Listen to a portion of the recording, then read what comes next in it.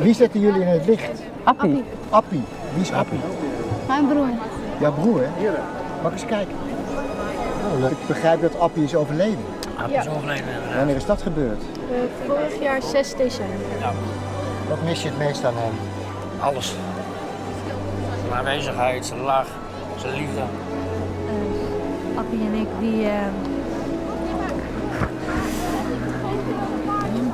Ja, dat is wel heel heftig, hè?